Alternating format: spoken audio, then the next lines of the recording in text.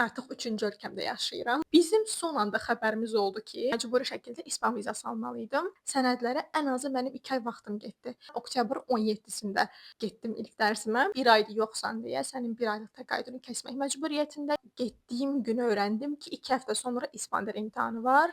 Hər kəsə salamlar. Yeni videoya xoş gəldiniz. Uzun bir aradan sonra yeni bir ölkədən yenidən sizləri salamlayıram. Hal-hazırda Almaniyadayam.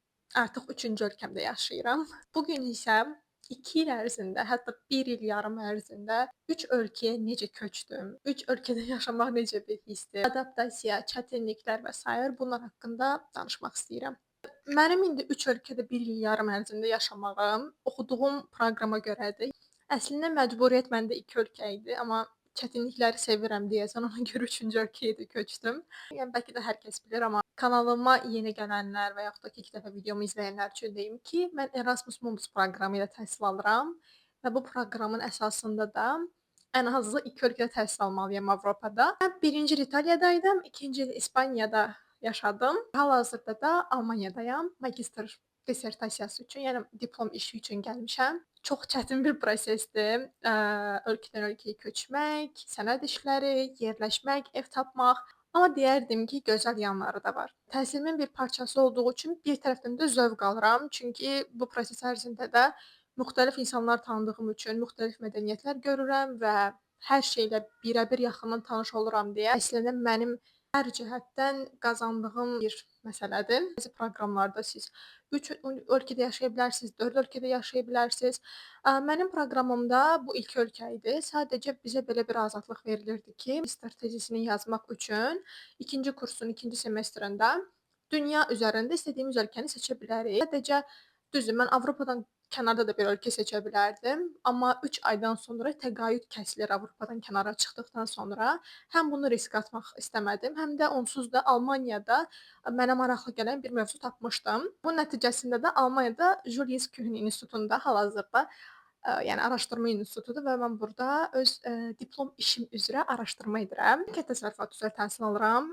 Maraqlı olanlar varsa deyim ki, mənim diplom işim həşəratlar üzərinədir. Daha doğrusu xeyirli həşəratlar üzərinə. Mənim özümün əslində həşərat fobiyam var. Mən necə oldu ki, bu həşəratlar üzrə diplom iş aparıram, onu da bilmirəm. Gün ərzində o qədər həşəratlar görürəm ki, artıq fobiyanın üstəsindən gəlmişəm. Bəs mən necə ölkədən ölkəyə köçürəm? Proseslər necə olur? Qısaca onlar haqqında danışım. İtaliya 1-ci ildə olduğu üçün elə Azərbaycanda İtaliya səfirliyi ilə İtalyan vizasını aldım və 1 il Padova şəhərində yaşadım İtaliyada. Sonra isə yayda Azərbaycana gəldim tətil üçün və 2-ci ildə də İspaniyaya gedəcəkdim. İspaniyaya gedəcək bütün tələbələr üçün demişdilər ki, sizin İtaliya oturum izninizi İspaniyada dəyişə bilərsiniz. İspan oturum vizasına. İtalyan oturum izni 1 il idi. 1 illik verilirdi. Amma İspaniyada təhsil alan tələbələrə 2 illik verilirdi oturum izni. Biz sadəcə 1-ci il İtaliyada olduğumuz üçün, yəni İtalyan oturum izni almalıydıq. Bu da 1 illik idi. Bilmirəm, proqramın xəbəri mi yox idi? Bizə düzgün istiqamət mi vermədilər? Orda nəsə baş verdi. Bizim son anda xəbərimiz oldu ki, oturum iznini İtaliyada uzatmadan İspaniyada onu dəyişə bilmərik. Bu da hardasa 90 gün çəkən bir prosesdir. Və mən bunu artıq Azərbaycana gəlib Azərbaycana yay tətili edərkən öyrənmişdim. Təbii ki, İtaliyaya qayıdıb bir də o prosesi eləmək kimi bir fikrim yox idi. Ona görə məcburi şəkildə İspan vizası almalıydım. Azərbaycanda İspan səfirliyi yoxdur. Konsulluq xidməti təhsil vizasını vermir. Bunun üçün sadəcə Türkiyədə, Ankarada edə bilərsiniz. Ona görə də sənədləri toplamağa başladım. Amma o qədər bir, yəni uzun proses çəkdi ki, bəzi sənədləri 2 dəfə, bəzi sənədləri 1 dəfə yanlış topladım. Çünki İspan vizası, İspan səfirliyi biraz çox sənəd tələb eləyirdi. Biraz diqqətli olsaydım, həm biraz da stres var idi. Nə yalan deyim, stressə görə mən biraz da bəzi sənədləri səhv toplamışdım deyə məlumat, səhv yerlərdən məlumat almışdım və sair. Ona görə belə gecikmələr baş vermişdi. Yəni burada da sadəcə bir dipnot olaraq tövsiyə verim ki, sənədləri toplayarkən çox diqqətli olun. Yəni maksimum rəsmi mənbələrdən məlumat almağa çalışın. Ən əsası stres olub həmin düzgün məlumatı da səhv başa düşməyin mənim kimi.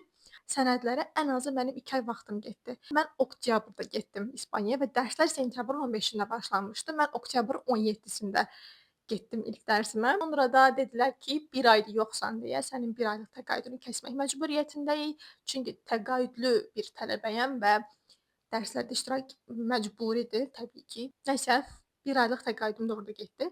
Bunları deyirəm ki, yəni diqqətli olun. Əgər aranızda Erasmusda təhsil almaq istəyənlər varsa və yaxud da ki, qəbul olub və başlayacaq olanlar varsa, sizlərə bir tövsiyə olsun ki, sənədlərdə, viza proseslərində heç vaxt gecikməyin. Hər şeyi başdan həll eləyin, başdan soruşun və bütün cavabları alın. Dərsləri çatdırdım bir şəkildə, çətin də olsa. Təsəvvür eləyin ki, mən çatdım, İspan dili dərslərinə qoşulmalı idim. Getdiyim günü öyrəndim ki, 2 həftə sonra İspan dili imtahanı var. Mən o qədər oxudum ki, o dili. Ən yüksək qiymət alanlardan biri idim. Yəni həmişə də bunu özümə xatırladıb özümlə qürur duyuram motivasiyasız olduğum günlərdə.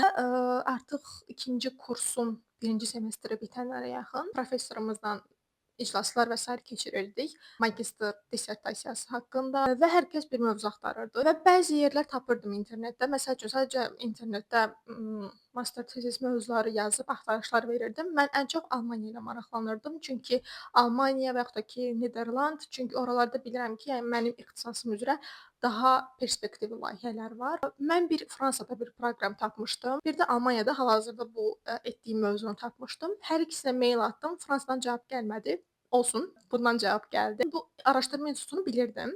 Veb saytlarını araşdırdım. Veb saytlarda hansı mövzular var və s. Mənim də ən çox maraqlı olduğum mövzu bioloji mübarizə üzrədir. Bioloji mübarizələrdə qısaca onu danışım ki, xeyirli həşəratlardan istifadə edərək və yaxud da ki, xeyirli mikroorqanizmlərdən istifadə edərək bitki zərərvericilərini məhv etmək və yaxud da ki, profilaktik tədbir olaraq tədbirlər planıdır, belə deyim. Mən də bu mövzu ilə maraqlanırdım onsuz da. Hal-hazırda etdiyim layihəni tapdım, gördüm hələ də hal-hazırda cari olaraq gedir bu proses. Layihənin komandasında kimlər var, başçısı kimdir, doktor və həmin doktorun meylini tapdım saytda və ona meyl atdım ki, mən bu proqrama təhsil alıram, bu mövzu ilə maraqlanıram, gəlmək istəyirəm və s. 2 gün sonra isə mənlə əlaqə saxladılar. Zoom-da bir görüş təşkil elədik. Sonrasında isə hər şey yağ kimi getdi. İndi də Almaniyadayam. Hər şey gözəldir, düzdür. Hal-hazırda etdiyim mövzunun xırda detalları çoxdur. Hər gün çoxlu məqalələr oxumalıyam. Amma bir tərəfdən də zövq almağa çalışıram və eyni zamanda nəticələri səbirsizliklə gözləyirəm. Evlərə tez-tez köçməkdən danışım. Bu qədər köçmüşəmsə artıq bir təcrübəm var deyə düşünürəm. İtaliyada yataqxanada yaşayırdım. Məni artıq yataqxanaya təmin etmişdilər, ora getməmişdən qabaq. İtaliyaya qəbul olduğumuz il hardasa 2-3 ay əvvəldən bizə bir mail atmışdılar ki, İtaliyada oxuyacaq tələbələrə yataqxana verilir. Biz də qeyddən keçdik və təsdiq etdik. 2-ci il İspaniyada isə yataqxana yox idi. Ona görə evi özümüz tapmalıydıq. Hardasa 2 ay, 3 ay əvvəldən ev axtarıb tapmışdım. Bəs ev axtarıb necə tapa bilərik? Hansı saytlara güvənə bilərik?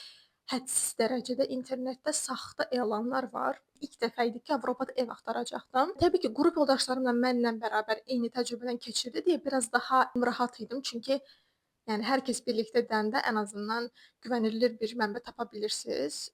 Amma yenə də belə bir tövsiyə eləyə bilərəm ki, Facebookda xüsusilə azərbaycanlıların olduğu, bir çox Avropa ölkələrinə məxsus olan azərbaycanlıların olduğu qruplar var. Həmin qruplarda elan yazaraq istədiyinizə uyğun mənbələr tapa bilərsiniz. Əsasən o qruplarda həqiqətən kömək olur.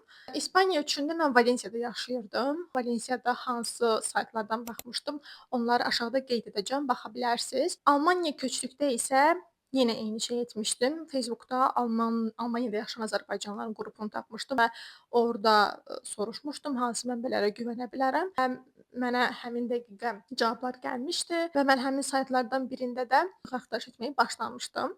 Bəs ev axtararkən başqa tövsiyələrim nə ola bilər? Xüsusilə mən Almaniyada ev axtararkən çalışırdım ki, çox yerə yazım. Almaniyanın özündə hədsiz dərəcədə ev tapmaq çox çətindir. Xarici tələbələr çoxdur, işləməyə gələnlər çoxdur. Yəni ona görə kirayə ev tapmaq, otaq tapmaq çox çətindir. Bunun üçün 2 ay əvvəldən mən deyərdim ki, başlasaz daha yaxşı olar. Mən Almaniyada biraz gecikmişdim deyə çox stressə düşmüşdüm.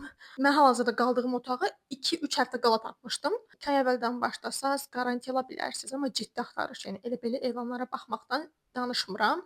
Elanlara baxıb sizə uyğun olduğunu gördüyünüz an mesaj yazmaqdır. Mümkündürsə 30 yerə, 40 yerə mesaj yazın ən azı. Bəlkə 25 nəfərə yazmışdım. Bir nəfər geri dönüş etmişdi. O da hal-hazırda qaldığım evdə. Belə saytlarda Çalışın ki tez-tez girin sayta, tez-tez, hətta mümkündürsə orada hesab açırsınızsa, bir akkaunt açırsınızsa, notification hissəsini, yəni bildirişlər hissəsini açıq qoyun ki, sizə tez-tez maildən xəbərdarlıq gəlsin. Elanlar çıxdıqca, onlar çıxan kimi tutula bilir evlər. Kim ilk birinci yazırsa ona baxırlar. Ona görə yəni belə bir tövsiyə də verə bilərəm ki, tez-tez proqrama girin, axtarış hissəsini update eləyin tez-tez. Okay, bu qədər köçürük, ev tapırıq. Əla, sənədlər də yerində. Bəs başqa nə çətinliklər var? Məncə deyərdim ki, adaptasiya problemi var. Mənim özüm çox adaptasiyada çətinlik çəkən bir insan deyiləm. Daha doğrusu əvvəl elə düşünürdüm. Tez-tez köçükcə bu insanda azalır. Çünki o qədər insanla görüşürsüz, fərqli mədəniyyətlərə tanış olursunuz ki, insan istər-istəməz öyrəşir. Bəzi insanlar qorxur əsasən bundan, çəkinirlər. Ona görə bəzən, yəni komfort zonadan kənara çıxmaq istəmirlər. Amma mən deyərdim ki, çətin olduğu qədər gözəl tərəfləri də çoxdur. Siz hər tərəfdən inkişaf etdirəcək bir şeydir. Mən bir də Instagramda story-də qoymuşdum ki, mənə suallarınızı verin. Suallardan birində yadımdadır ki, yazılmışdı ki, bu qədər ölkəyə köçürsən, bəs özünü hara aid hiss edirsən? Əslində bu sualın cavabı hələ də mənim özümdə yoxdur. Mən Almaniyada hal-hazırda 2-ci evdə yaşayıram. Fevral ayını başqa bir evdə yaşamışdım, başqa bir şəhərdə. Hal-hazırda da başqa bir şəhərdəyəm. Təkcə ölkə yox, şəhərlər üzrə də köçürəm. Bu qədər köçmə prosesində mən hələ özüm bilmirəm ki, hara aidəm. Çünki sadəcə yaxın planımda master tezisini bitirmək var, məzun olmaq var. Məzun olduqdan sonra harada iş tapacağam, harada işləyəcəm. Bunlar əslində bilinməzliklər altındadır. Təbii ki, üstünlük verirəm Avropada iş tapmağa. Çünki birincisi burada təcrübə qazanmaq planım var. Dediyim kimi, həyat nə gətirir bilmək olmaz. Aidlik hissinə gələrsək, hələ də bilmirəm. Çünki Azərbaycandan ötrü çox darıxırammı? Təbii ki, insan sevdiklərindən ötrü darıxır, dost ətrafı və s. Belə aidlik hissi olaraq harada yaşayacam tipli məsələyə gələndə hələ də əslində özüm də çox bilmirəm. Bəzən deyirəm ki, 100% Azərbaycana geri dönəcəm, Azərbaycanda həyatımı quracam. Bəzən düşünürəm ki, yox, əslində hal-hazırda dili öyrənirəm, burada qala bilərəm, iş tapa bilərəm. Belə baxanda çox da yəni önəmli görmürəm. Hal-hazırda oturub düşünüm ki, mən hara idim. Çünki cəmi 23 yaşım var, daha çox illərim var qabaqda.